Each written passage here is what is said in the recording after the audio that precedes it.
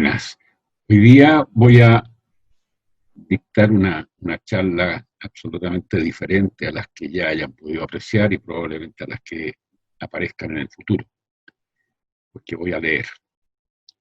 Y voy a leer un cuento que escribí hace más de 10 años atrás, y 10 años después prácticamente del término de mis funciones en el Instituto Hebreo, particularmente como director del Badajinuj, llegando a ocupar incluso el cargo de presidente de dicha institución, en los periodos en el cual además tuve vínculo con el profesorado del Instituto Hebreo a través de mi labor en ORT, que se conectaba directamente con los procedimientos de introducción de la informática en la enseñanza-aprendizaje, como ya lo he relatado.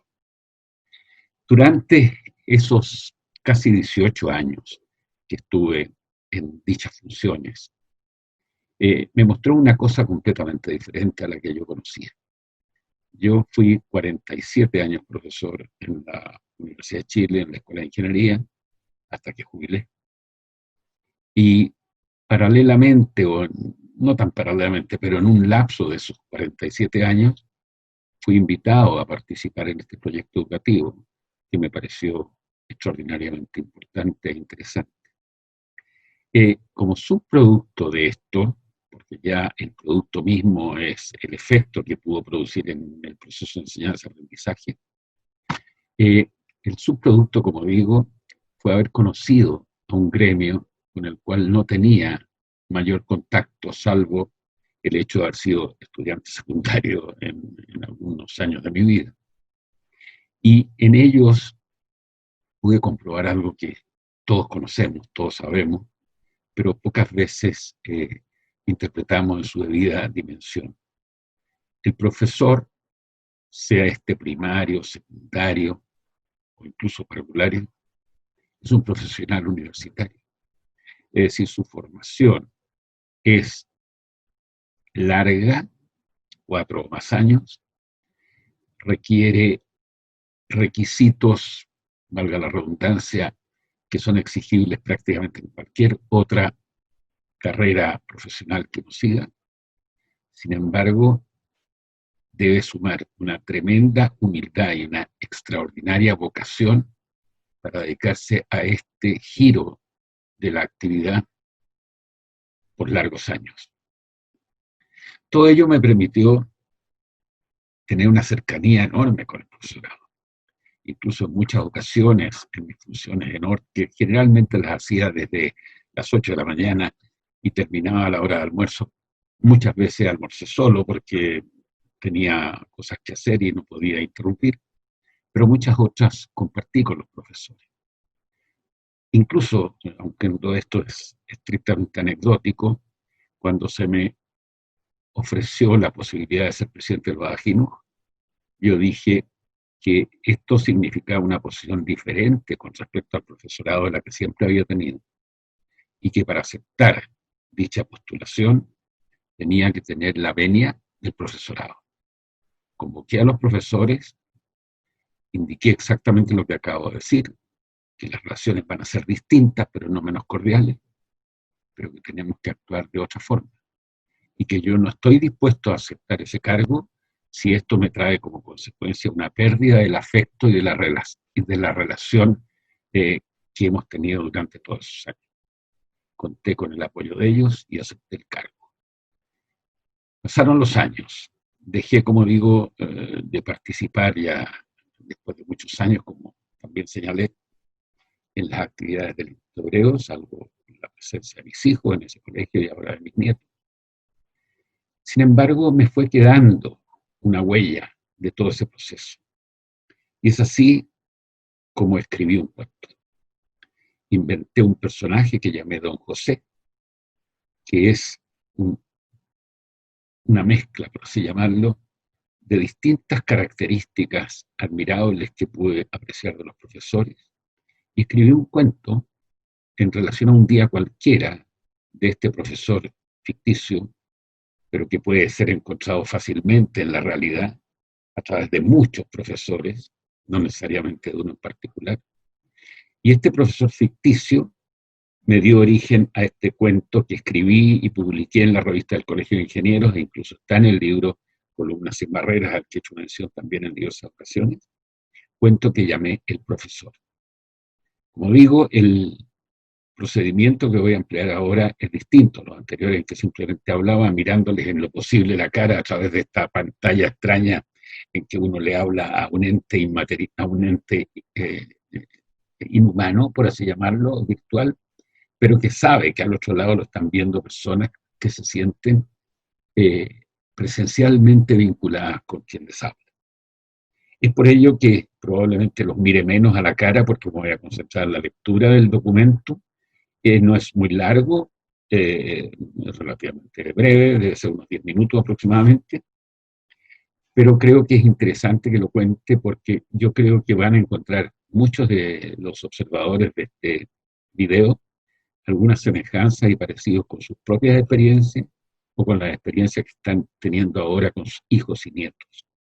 Además, hago este aporte para reivindicar la posición del profesor frente a la institución en la que trabaja, porque normalmente el profesor recibe muchas más críticas que alabanzas, y la verdad es que las críticas no siempre son positivas, y es un individuo que está más horas con nuestros hijos que las que nosotros mismos les dispensamos, de modo que la atención que le demos a él, el hacerle que su actividad sea feliz naturalmente, es importante. Doy lectura al cuento. Como dije, se llama El Profesor. Y se inicia así. Don José se despertó como de costumbre a las 5 de la mañana, media hora antes de que sonara su despertador. La cama ya no era tan placentera como en el pasado, de modo que se incorporó, puso en silencio el despertador y se preparó su desayuno habitual. Un tazón grande de té con una cucharada de miel y una marraqueta de ayer, como dice el tango, recalentada en el tostador de pan. Completó sus tareas de higiene personal y a las 6 de la mañana se encaminó al terminal de bus que lo llevaría desde su casa en el paradero 22 de la Florida hasta la Alameda, lugar en el que tomaría su segundo bus, que lo dejaría a las 7:30 en las puertas del colegio particular en que enseñaba, situado en la última zona urbana al oriente de Santiago, a los pies de la cordillera. Tenía calculado que si salía 10 minutos más tarde, llegaría a las 8:30 a su trabajo, lo que era inaceptable para el colegio, pero muy especialmente para él. Enseñaba literatura en tercero y cuarto medio, materias por las que tenía un contrato bastante generoso, de 20 horas semanales mensuales, según la jerga tradicional con que se mide el tiempo en los establecimientos educacionales.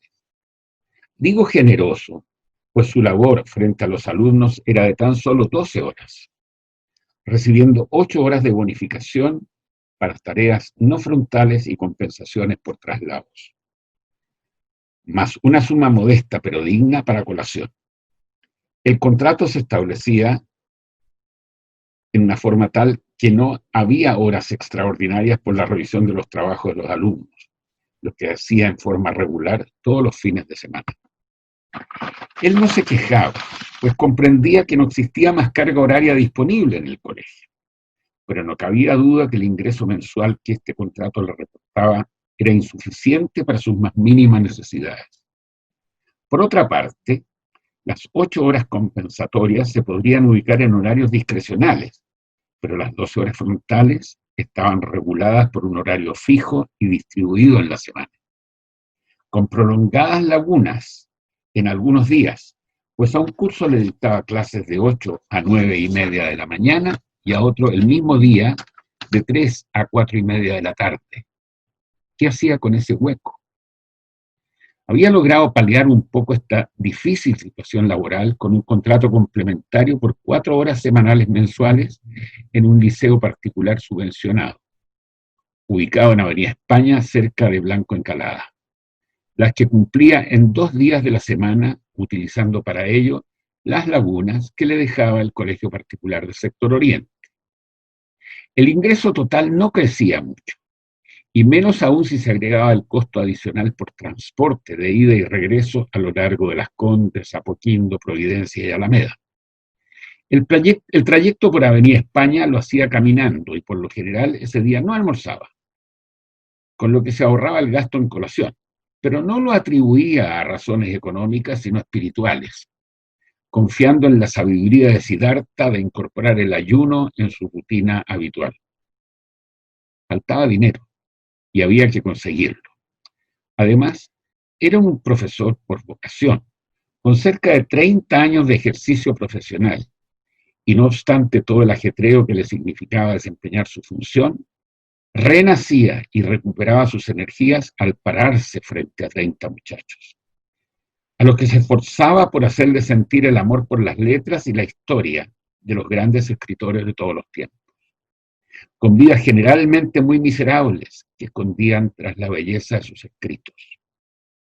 No podía desarrollar otra actividad que la docente, pues no sabría hacerla. De modo que aceptó dar clases particulares en horario vespertino a un par de jóvenes de bajo rendimiento en materia de su ámbito, exigibles en las pruebas de selección universitaria vigentes. Los honorarios por hora de clase eran varias veces superiores a su equivalente contractual, con lo que lograba dar forma final a su ingreso mensual total. Un cierto día, particularmente frío, en el mes de junio, llegó a las 6 de la tarde a la casa de uno de los muchachos, en la parte alta de Santa María de Manquehue. La madre del muchacho captó el hecho y en un gesto de gran humanidad le ofreció una taza de té y un sándwich, que don José aceptó encantado, pero que estimó necesario consumir simultáneamente con el desarrollo de su clase. Le pasó un libro al joven y le pidió que leyera en voz alta un trozo de un poema de Rubén Darío. Él, durante la lectura, iría corrigiendo pronunciación, le enseñaría a rescatar los elementos gramaticales de la oración, las formas verbales, le explicaría los conceptos que debía dominar para tener una correcta comprensión de su lectura, y por añadidura le hablaría del autor, uno de los más grandes poetas latinoamericanos de todos los tiempos. El joven inició la lectura en voz alta y mientras don José se ponía en posición confortable en el sillón de la calefaccionada sala de estudios y recibía una bandeja con un humeante tazón de té, una jarrita con leche fría y un crujiente sándwich de queso fundido en pan de molde tostado, que agradeció con gran dignidad, sin dejar entrever la fuerza que el hambre provocaba en su instinto animal.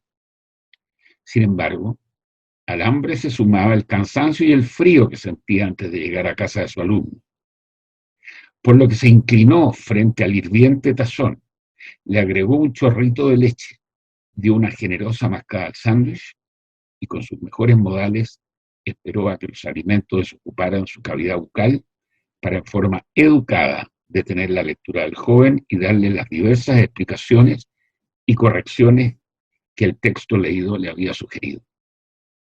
Don José solo recuerda su último sorbo de té, que siguió al último trozo de sándwich que consumió. De ahí en adelante se olvidó de todo, se quedó dormido. Nadie lo interrumpió y solo le hablaron a las 7:30 de la tarde para decirle que la clase había terminado. Esta es una síntesis de un día de un profesor digno, con vocación, que es el que cuida a nuestros hijos y a nuestros nietos, que los construye en la etapa más importante de su vida, que es la parte formativa, y que merece el respeto, la consideración y la dignidad que cada uno de nosotros debe otorgarle. Muchas gracias.